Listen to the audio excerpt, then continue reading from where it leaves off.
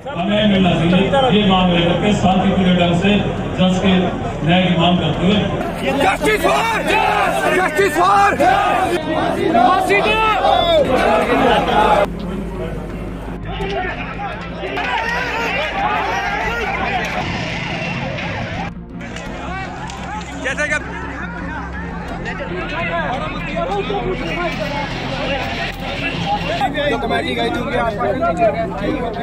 क्या हुआ भाई साहब? क्या कहना चाहेंगे? लाठीचार्ज क्यों करना पड़ा पुलिस को? पुलिस ने दवाई हॉस्पिटल से दवाई लेकर निकल रहे थे, पुलिस ने मेरे को मार दिया। आप कहाँ आए थे? मैं हॉस्पिटल में दवाई लेने आया था। कहाँ से आए आप? सुंगोई से जी। सुंगोई से? हाँ तो जी। यहाँ क्या हुआ रहा था सर? ये इधर पब्लिक जाम करने के लिए जा रही थी जी।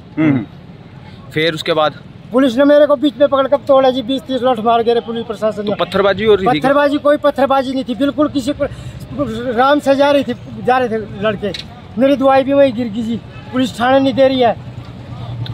आप इसमें आए थे, प्रदर्शन में आए थे? नहीं जी नहीं, मेरे पास दवाई है, मेडिकल पर्ची है, मेरे पास सब कुछ है। ये बता रहा हूँ वो कमेटी मिली थी सर, जैसे जाम लगाने का प्रयास किया गया और कहा जा रहा था कि वो संतुष्ट नहीं है।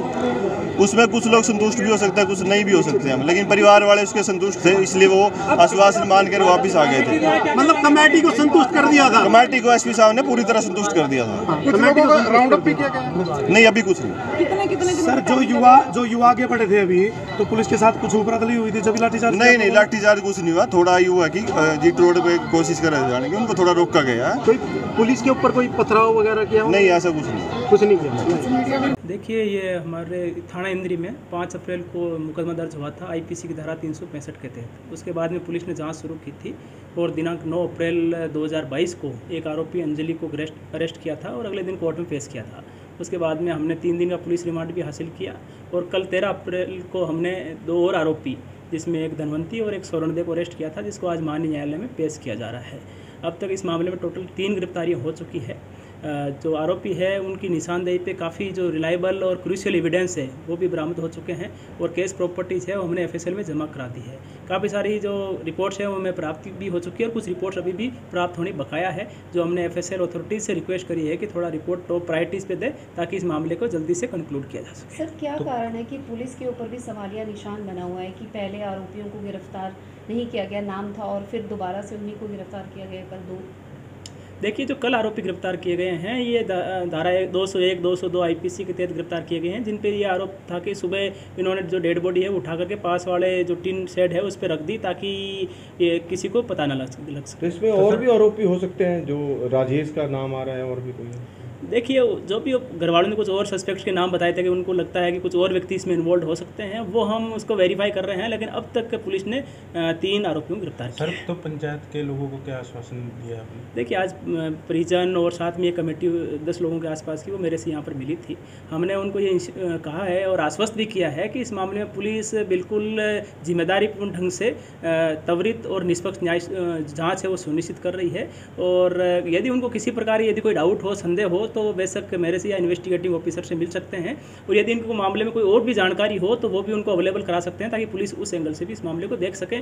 लेकिन जो 3 आरोपी अब तक गिरफ्तारी हमने सुनिश्चित की है वो टोटली साइंटिफिक और रिलायबल एविडेंस पर आधारित है, और जैसे एफएसएल रिपोर्ट सारी चीज़ें हमें प्राप्त भी हो जाएगी उसके बाद में ये चीज़ें और पुख्ता भी हो जाएगी। सर, ऐसी कोई वजह मिली है कि उन्होंने उसकी हत्या क्यों की? देखिए, जो बात सामने आई है हमने उसके आधार पे उनका जो पुराना जो मेडिकल रिकॉर्ड है वगैरह और जो कुछ और चीज़ें भी हमने कलेक्ट करी है। कल अंजलि का पुलिस रिमांड खत्म हो जाएगा, उसके बाद में मैं आपको जो पूरी जो ठोस वजह जो हमारे सामने आई है वो भी आपको बता दी। सर, पुलिस की तरफ से कार्रवाई की गई है, संतुष्टि नहीं हो रही है परिजनों की, कहने की कार्यशैली पर सवाल क्यों उठाए जा रहे हैं?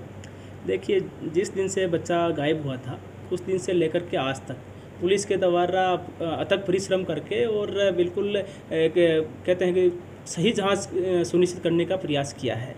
परिजनों के कुछ अपने मन में उनके सवाल थे, वो मैंने उनको कहा है कि आपको कंक्लूड हो जाए उसके बाद में हम सारी चीज़ें हैं वो बता दी जाएगी। लोगों में अभी भी रोष है, प्रदर्शन कर रहे हैं, सुरक्षा को लेकर क्या इंतजाम किए गए? देखिए, आज इन्होंने महापंचायत का कॉल किया हुआ था, तो इस दिशा में हमने आज 6 पुलिस की कंपनी यहाँ पर आज तैनात की थी ताकि कानून व्यवस्था की स्थिति बनी रहे, और साथ में जो परिजन थे और जो मुख्य जो मौजूद लोग थे उनसे भी हमने संपर्क किया था कि किसी भी सूरत में रोड जाम करना या किसी प्रकार का और कोई हिंसक प्रदर्शन करना वो ना हो, और उन्होंने भी आश्वासन दिया है कि जो महापंचायत का जो आयोजन है वो बिल्कुल शांतिपूर्ण। वायलेंस वगैरह तो नहीं सर, शांतिप्रिय? अभी तक जो महापंचायत है वो काफ़ी लोग तो डिस्पर्स भी हो गए हैं और अभी तक का शांतिपूर्ण है। और मुझे उम्मीद भी है कि जो मोजिज लोग जो यहाँ पर कमेटी ग्रुप में आए थे वो भी लोगों को आश्वस्त करेंगे और समझाएंगे। लेकिन मैं आपके इस चैनल के माध्यम से सभी लोगों को यह आश्वस्त करना चाहूँगा कि पुलिस के द्वारा जो अब तक जाँच की गई है और जो की जा रही है वो हम पूर्णतः निष्पक्ष रूप से, उचित ढंग से और पारदर्शी ढंग से कर रहे हैं, ताकि मामले में किसी प्रकार की कोई शक शुबे की गुंजाइश ना रहे और हम एक स्ट्रॉन्ग एविडेंस बेस्ड केस है वो माननीय न्यायालय में पेश कर सकें, ताकि जो असली मुलजिम है उनको अल्टीमेटली सजा हो सके। भ्रांतियां ना फैले सर, उसके लिए कोई कुछ कहना चाहिए? देखिए, इस मामले में शुरू में कुछ लोगों ने सोशल मीडिया पे एक भ्रांतियां या भ्रम फैलाने की कोशिश किया। उन्होंने कहा, कुछ लोगों ने इंजरीज के बारे में और कुछ लोगों ने अदरवाइज अन्य ढंग से भी। मैं इस मामले में उन लोगों को भी स्पष्ट करना चाहूँगा कि जो पोस्टमार्टम रिपोर्ट है उसके अनुसार केवल एक इंजरी है। कुछ लोगों ने प्राइवेट पार्ट्स के बारे में भी कुछ ऐसा भ्रम फैलाने की या झूठी भ्रामक खबरें फैलाई थी, वो भी पूर्णतः निराधार है और बगैर किसी साक्ष्य का आधारित है। साथ ही मैं लोगों से ये भी अनुरोध करना चाहूँगा कि इस मामले में जो पुलिस के द्वारा जो वर्जन दिया जा रहा है उसी को ही सही माने, किसी भी व्यक्ति की कहीं सुनी बात पे या जो भ्रामक बात पे विश्वास ना करें। अफवाह फैलाने वालों के खिलाफ कार्रवाई भी की जा रही है। डेफिनेटली जो भी झूठी खबर फैलाएगा या भ्रामक खबरें देगा जिससे लोगों में रोष उत्पन्न हो या कानूनी व्यवस्था की स्थिति खराब होने की संभावना हो, डेफिनेटली पुलिस के द्वारा कानून के दायरे में रहते हुए उनके खिलाफ विधिक कार्रवाई सुनिश्चित की जाएगी। बेउदर पंचायत थी। पंचायत के बाद कुछ लोग पंचायत के द्वारा चुने हुए थे, यहाँ एसपी साहब से मिले। कुछ परिवार के कुछ पॉइंट थे वो क्लियर नहीं हो रहे थे। एसपी साहब से बैठ करके पूरी चर्चा हुई, भी जहाँ जहाँ डाउट था उन्होंने बताया इसके बारे में और वो क्लियर है। क्या क्या मांगे रखी है? अब कोई मांग नहीं थी हमारी भी, जज को न्याय के लिए कोई कड़ी छूट ना जाए। जो एक्चुअली इसमें संदिग्ध है उसको जरूर उसको बख्शा ना जाए और नजायज़ आदमी को कोई तंग नहीं। हम संतुष्ट हैं पूरे।